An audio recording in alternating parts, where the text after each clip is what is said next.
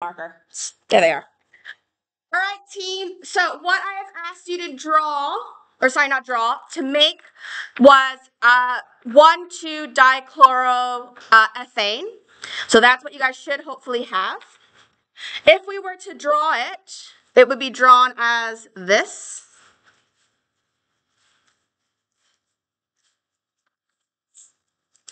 Now, something to keep in mind with the alkanes or any single bonded molecule, when they are all single bonded, we refer to them as being saturated molecules. So that means that every single bond has been occupied by an atom or a group of atoms. Are we okay with that so far? Yes, no? Yes? All right. So we call this a saturated molecule. We've maximized the number of atoms we can attach to this organic molecule here. The other thing I want you guys to notice is that this molecule can rotate around. You can have something like this, and this is also a correct orientation for this molecule. So when you guys are drawing stuff like that, it doesn't matter where you place the chlorines, because they all are technically still the same molecule. So that is still the same. If you drew that, it'd be marked still as 2,2-dichloroethane. If you drew it, like this, oopsie, let me do it like that. That's still the same molecule. You can keep moving the chlorines around. So long as the chlorines are on carbon 1 and 2, you are fine. It is still the same molecule. Are we okay with that as an idea? So that's what that molecule looks like. No matter how you guys rotate it around, it's still 2,2-dichloroethane. Now, what I want you guys to do is I want you guys to take off 2 of the hydrogens. And I want you to go back to this guy over here. Actually, I'll come back. I'm going to give you guys something else.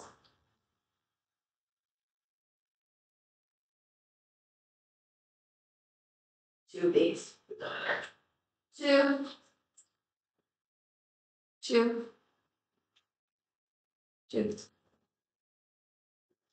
Okay.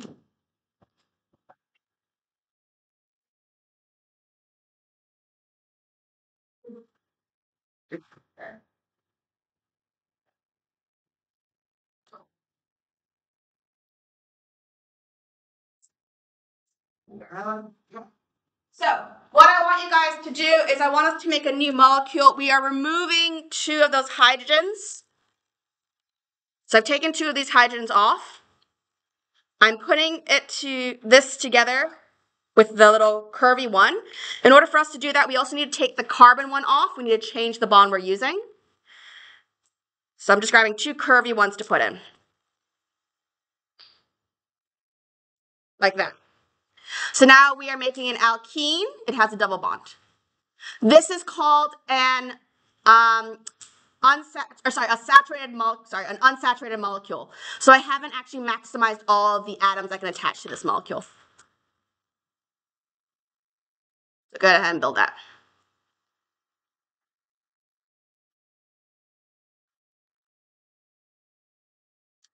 All right. We okay with that? All right, that's our new molecule. Good. I see Grayson has got something completely different to me. That's what I wanted.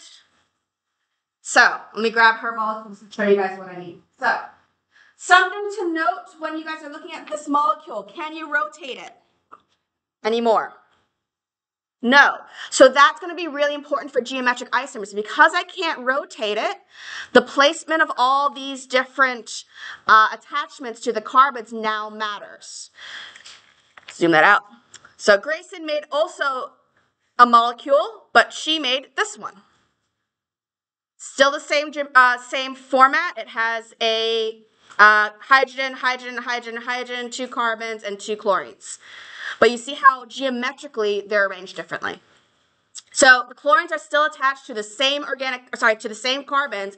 It's still 1, 2. It's still 1, 2. But geometrically speaking, they are not the same. And so this is what we refer to as a geometric isomer, because these guys cannot rotate. So there's no way I can rotate this guy around in order to make this molecule that molecule without breaking bonds. If I wanted this molecule to look like this molecule, I would need to break bonds and then rearrange it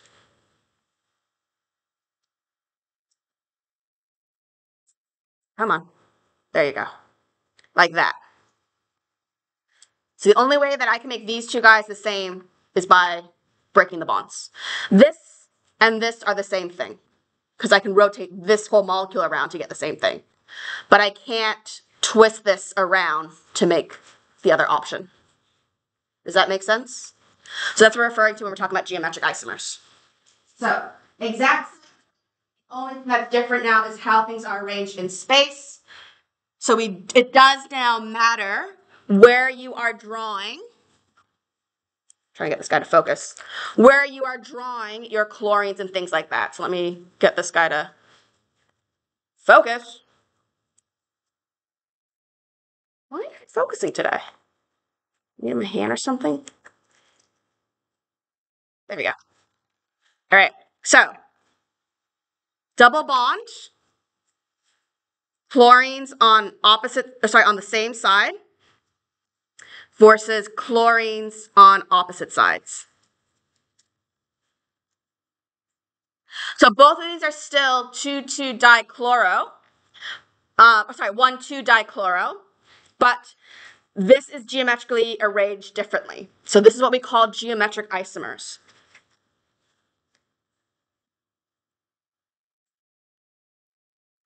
We refer to them as cis and trans isomers to indicate where the chlorines are. So if the chlorines are on the same side, we refer to them as cis. So when we come to name this, we would call this cis 1,2-dichloro ethene. We don't need to specify where the double bond is because it can only be on those two carbons there. So this is an example of a cis orientation. The way I like to remember it is cis, same. All right, this one here are on opposite sides. So if I broke this double bond and I swap these guys around,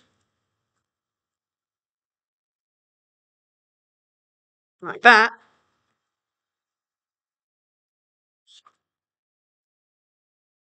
there you go. That's the trans, opposite sides.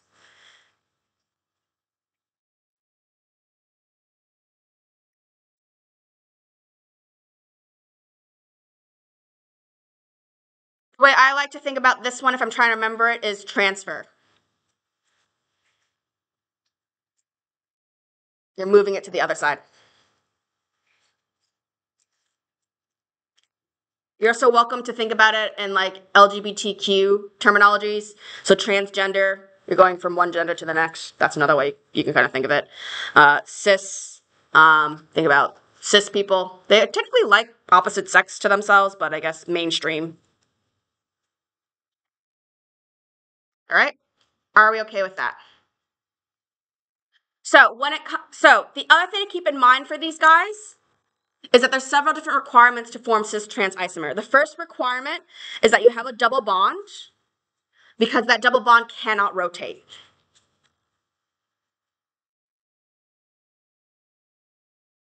The other requirement is that you need to have two different things on each of the carbon. They don't need to be the same thing. It could be, say, for example, you had C double bond C, hydrogen, chlorine, hydrogen, CH3. That also counts for cis-trans isomers because you see you have two different things on this carbon and you have two different things on this carbon. If you had two of the same thing, like two hydrogens, this does not form cis-trans isomers because when I break it and I switch it around, it doesn't make a new molecule because they're both hydrogens. Don't notice anything different. So there's a list of requirements you need to make in order for a geometric isomer to occur.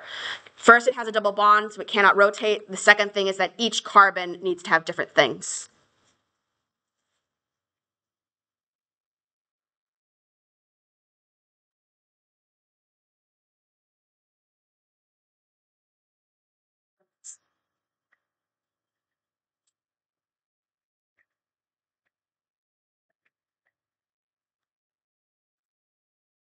And that's how we form those guys. Questions, concerns, comments? That's what we're looking at. let me show you this on an exam question just so you guys are ready for it. I think we started looking at some of the exam questions last lesson anyway. Can I move? Oh, I'll move it in a moment. So 2 requirements for that to happen.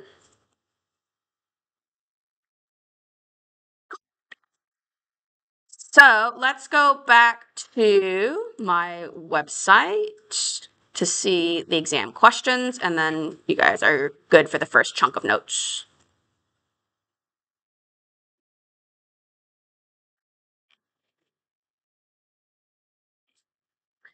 Cool. So I have put up some questions. I think we talked about this structural isomer one, didn't we? Because I can see that it is highlighted. So this one's our geometric. All right, so we are looking at question number 3B. So you see how in, oh, I want to go up. Okay, you see how in the 3B question it says propose a structural formula with a molecule that has C4H8. Do you see how in this case, when you check the carbon number against the ratio, let's go closer so you can see it. You see how this is times 2 but not plus 2? It's just times 2. That tells you there's a double bond there. So it's a nice little hint. So if you just see it times 2, you have a double bond there. They're saying it forms geometric isomers, and they want you to figure out which molecule of that is going to form those geometric isomers. So they want you to draw its proposed structure and explain why. I'll just pull up the marking schedule to save us some time. If we were trying to figure out where that 4 carbon went, you are looking at then doing something like this. So the double bond needs to be between carbon 2 and 3. If it's between carbon 1 and 2, then the carbon has 2 hydrogens and thus cannot form geometric isomers because that's 2 of the same attachments. Are we okay with that? All right. So geometric isomers must contain a double bond, prevents rotation, also needs to have 2 different things attached to it. The important thing to be mindful of is if you're trying to aim for the excellence, you need to tie it back to the question. This first bit here is generic regurgitation of information. This bit here is actually tying it to the example provided, and that's usually where the excellence points are. So stating that you know that this carbon has a hydrogen and a methyl, this has a hydrogen and a methyl. So if we're looking at the marking schedule, the correct structure states 1 correct criteria for geometric isomers, so that's regurgitating information. Explains 1 criteria for geometric isomers. So it's one thing to state it needs a double bond. The merit is explaining why it needs a double bond. It needs a double bond because it cannot rotate. And then, like I said, for the excellence, proposed structure by linking it to both criteria. So proposed structure is saying you need to use the example provided. All right? And that's a geometric isomer question. Questions, concerns, comments? All right, we're slowly building up our knowledge in organic chemistry. You guys can go ahead and put back your molecules to the boxes.